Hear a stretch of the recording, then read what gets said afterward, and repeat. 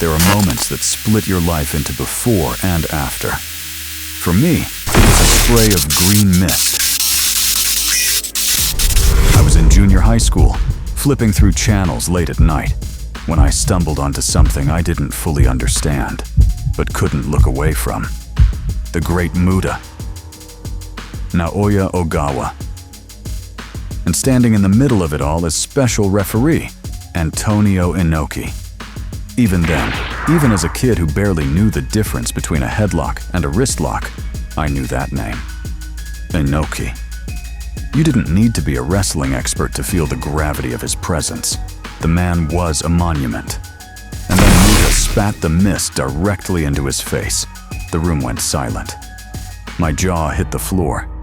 And somewhere beneath the shock, somewhere deep in my chest, something ignited. That was the night I stopped being someone who watched wrestling. That was the night it got into my blood. With TV coverage sparse and the internet barely a thing, I turned to the only encyclopedia available to me. The PlayStation game, Toukon Retsuden. I devoured it. Toukon Retsuden 3 especially. I wore that game down to the disc. I memorized movesets, learned names, studied the geometry of the ring like it was sacred text. I cursed the low dropkick. Loudly. More than once, I genuinely wondered if it was legal.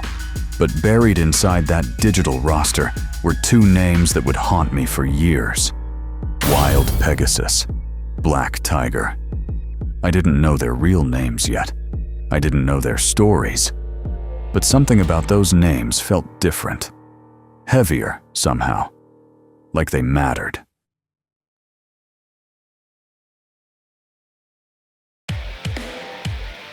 When WCW finally made it to Japanese television, chopped down to 30 minutes, heavily edited, barely a sliver of the real thing, I watched every single second like my life depended on it. The NWA, Goldberg. Diamond Dallas Page. The whole spectacle was almost incomprehensible to me. So loud, so massive, so fundamentally different from the Japanese wrestling I'd grown up watching. It was pure adrenaline wrapped in neon lights, and I was completely, helplessly hooked. But even inside that carnival of giants, my eyes kept drifting to the undercard. Rey Mysterio, who moved like the laws of physics were optional. Raven, brooding and brilliant. Vampiro, dangerously cool. They were all magnetic. But when those two names finally appeared on my TV screen, names I recognized from a video game cartridge, something shifted. Chris Benoit. Eddie Guerrero. Watching them felt different, personal.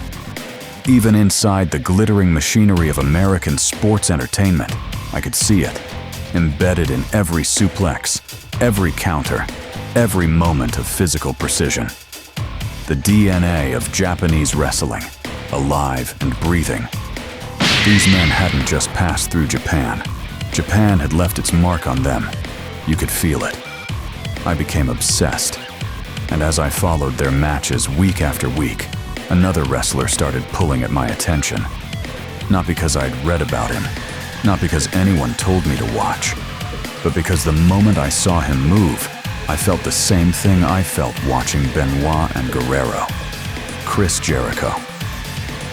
I had no idea then that he'd wrestled in WAR, in FMW, that he'd paid his dues in the same dojos, fought in the same smoky halls, learned the same hard lessons. I just knew, instinctively, that this man had been somewhere, that the wrestling spirit, the Toukon, was in him too.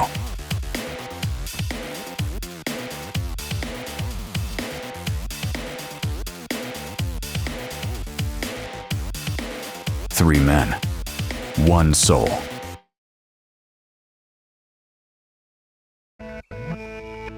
When all three made the jump to WWE, I followed them like a pilgrim following a flame. And God, did they deliver? Eddie Guerrero and China. I'll never stop smiling when I think about it. The lie, cheat, and steal era wasn't just entertaining. It was joyful. Eddie had this gift, this ridiculous, beautiful gift, for making you root for him even when he was cheating right in front of your face. He made you complicit, and you loved every second of it. Chris Benoit and Kurt Angle. Every single time. The moment their music hit and they stood across the ring from each other, you knew you were about to witness something rare. These weren't just matches. They were arguments conducted in the language of physical suffering.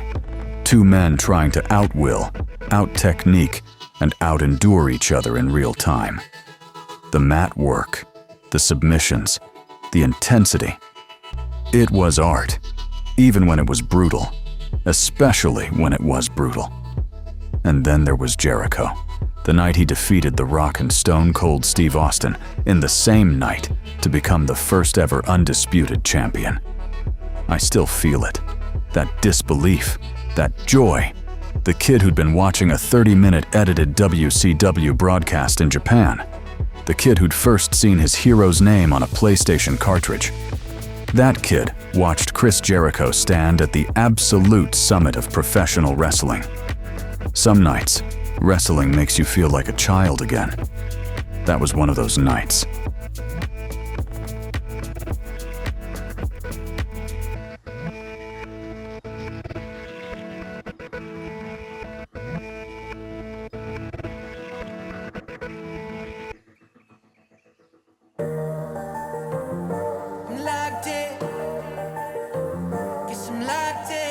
In Japanese wrestling history, the title, Toukon Sanjushi, the Three Musketeers of Fighting Spirit, belongs to the immortals of New Japan.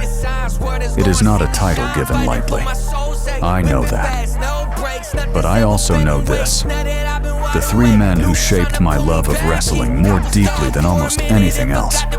The three men who served as the living bridge between the Japanese wrestling I learned from a video game and the global spectacle that consumed my adolescence. They are my three musketeers. Chris Benoit, Eddie Guerrero, Chris Jericho. Their legacies are complicated now, in ways that are difficult and sometimes painful to sit with. History is rarely clean. And yet, and I say this knowing everything, carrying everything, the feeling they gave me is real. It always was. It always will be. Eddie is gone. The way we lost him still hurts in a way that doesn't fade. What remains is what they gave us when they were here. The matches, the moments, the proof that wrestling at its highest level is something worth dedicating your life to. I was a junior high school kid who saw a spray of green mist and felt something wake up inside him. These three men, foreign wrestlers on a TV screen, warriors who carried Japan in their bones even on the other side of the Pacific. They fed that fire for years. They still do. That's my Gaijin Toukon Sanjushi, and no one can take that from me. To honor the light and dark of history, that is the mission of this archive. Who is your unforgettable Gaijin wrestler? Let me know in the comments. Subscribe now and witness the next legend unfold.